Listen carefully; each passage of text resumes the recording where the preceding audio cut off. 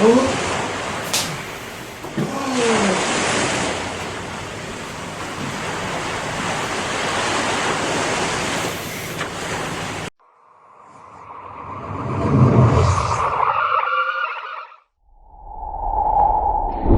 Apasionados por la historia. Buenas, apasionados por la historia. Bienvenidos a un nuevo video de tu programa.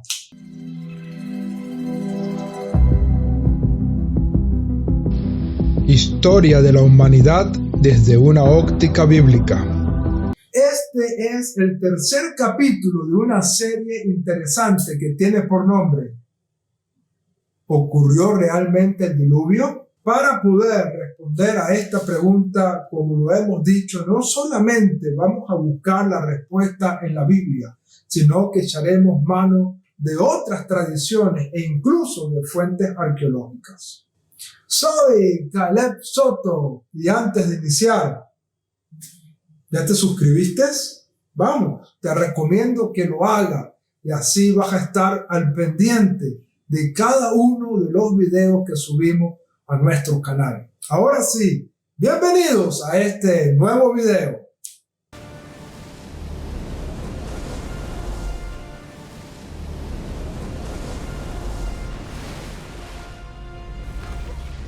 Como te hemos comentado, la Biblia nos habla acerca de una catástrofe universal, un diluvio como juicio divino que destruyó casi toda la humanidad, lográndose salvar solamente Noé y sus descendientes.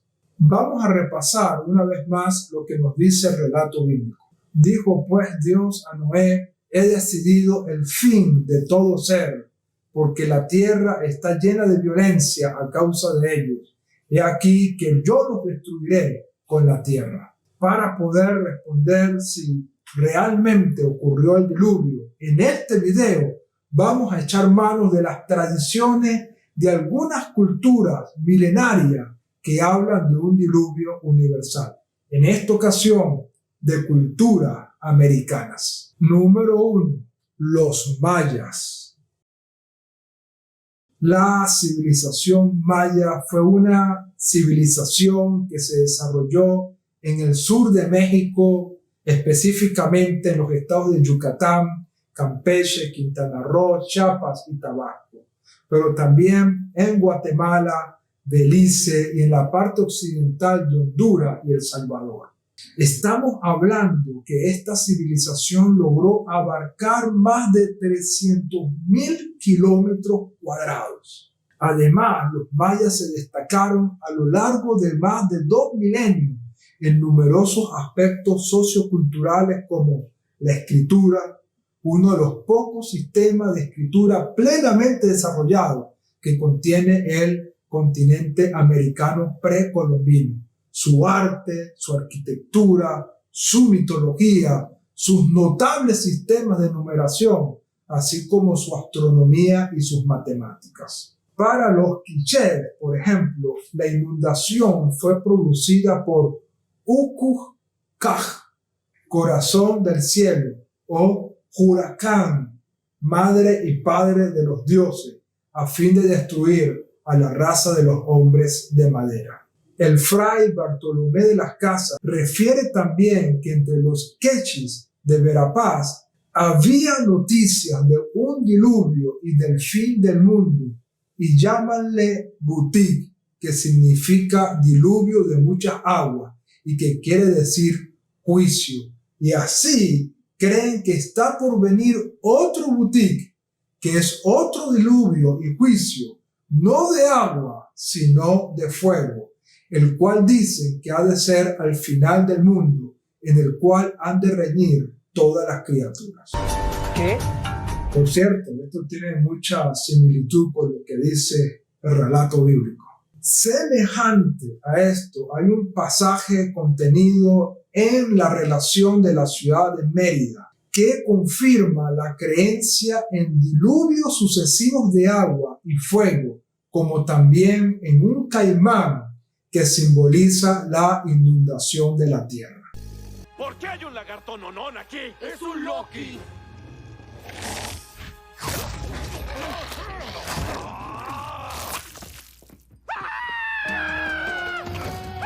En la obra Historia de la América Central de Enrique Gómez Carrillo de 1906, donde el autor recopila documentos de la época de la conquista, precisamente del fray Francisco Jiménez, se describe como la llegada de los primeros misioneros cristianos. Encontraron paralelos en los temas de la Torre de Babel, las tribus perdidas, la caída de Lucifer, los viajes de evangelización de los apóstoles y, por supuesto, de un diluvio universal.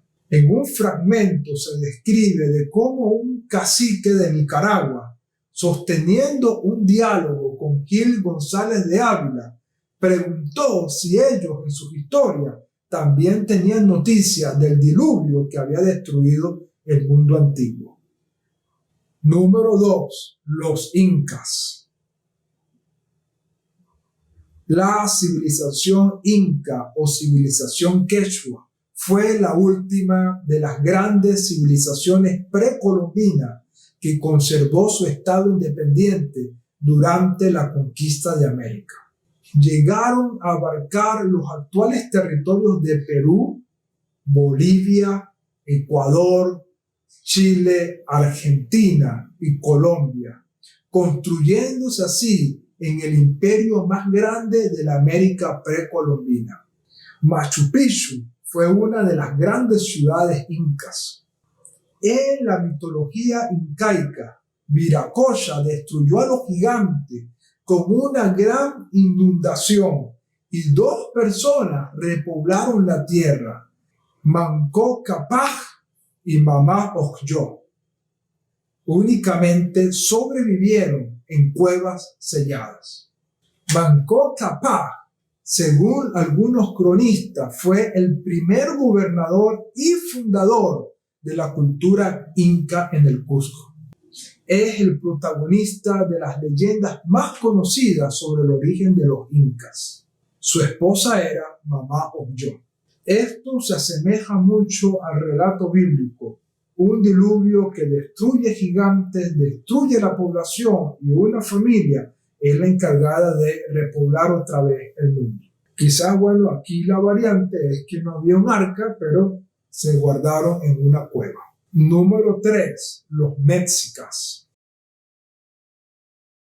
Los mexicas, llamados en historiografía tradicional aztecas, fueron un pueblo que fundó México Tenochtitlán hacia el siglo XV. En el manuscrito mexica denominado Códice Borgia se recoge historia del mundo dividido en edades, de las cuales la última terminó con un gran diluvio.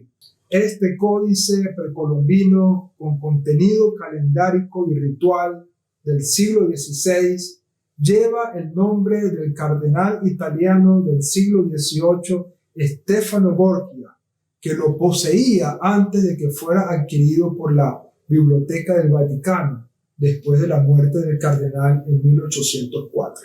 Pero tenemos aquí también una etapa, una edad finalizada por un gran diluvio como un castigo divino.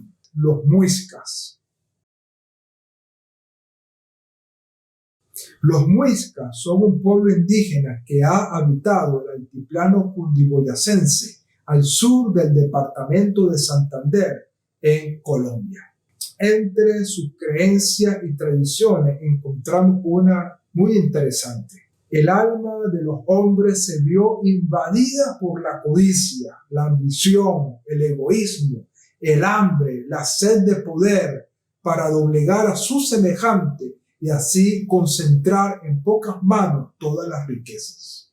La lucha despiadada entre unos y otros comenzó a crecer con los días, a tal punto que se fue generando un clima de violencia entre hermanos, con los cuales las sabias prédicas de Mochica se fueron olvidando. Entonces el Dios del bien y del mal tiñó inicialmente los cielos con nubarrones negros. Luego hizo retumbar relámpagos y truenos que llenaban de susto a los habitantes de la comarca. Cuando los indígenas se vieron cautivos de la tormenta, decidieron no salir de sus chozas. Entonces una llovizna monótona empezó a enceguecer el horizonte. Esta llovizna se transformó en lluvia franca que desembocó en un torrente interminable de aguas que amenazó a inundar la sabana. A los pocos días se fue precipitando un violento aguacero acompañado de rayos y truenos incesantes.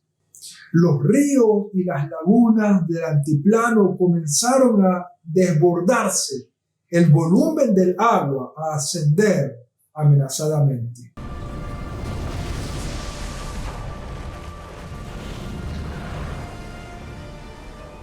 En pocas semanas el diluvio había arrasado viviendas, árboles, cultivos, animales. La fuerza del agua los empujaba hasta los cerros orientales.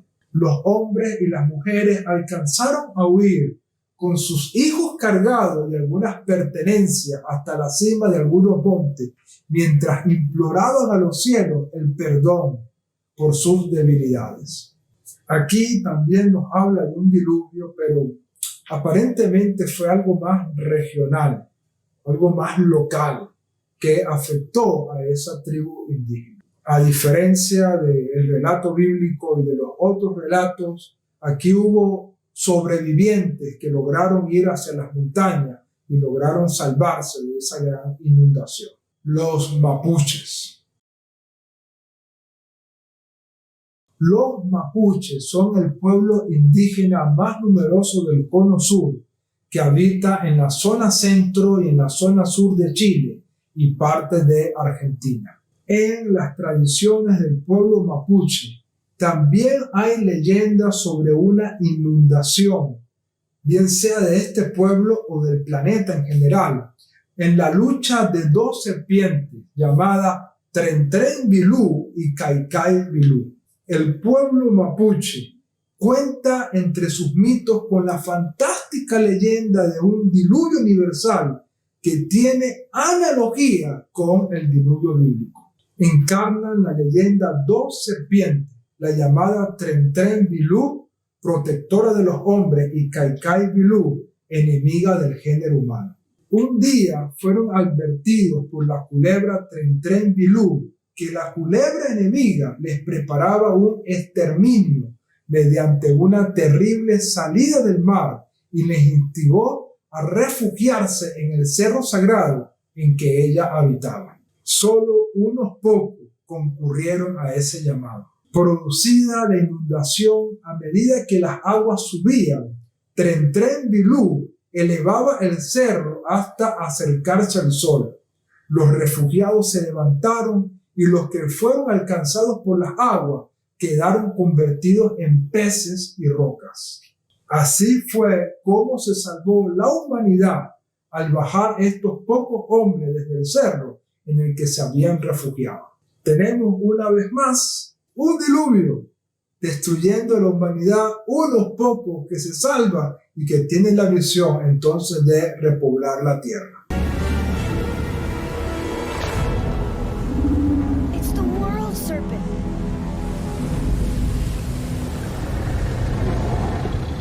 Los guaraníes. Los guaraníes son un pueblo nativo sudamericano que se ubican geográficamente en Paraguay, al noreste, y al noreste de Argentina, al sur y suroeste de Brasil y al sureste de Bolivia.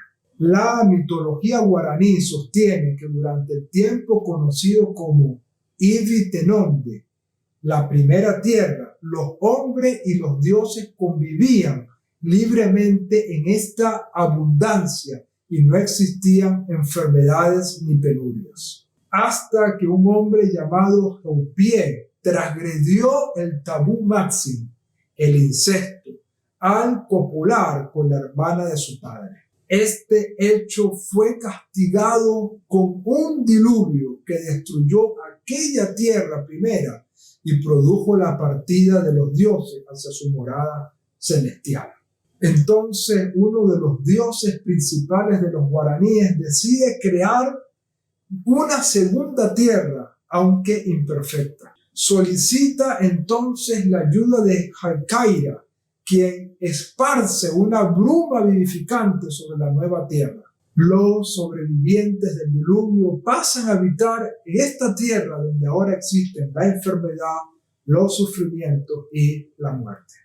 Desde entonces, los hombres habitantes de esta nueva tierra, conocida como Ibi Piahu, están condenados a la eterna búsqueda de aquella primera tierra perdida que llaman Ibi Marmei, la tierra sin mar.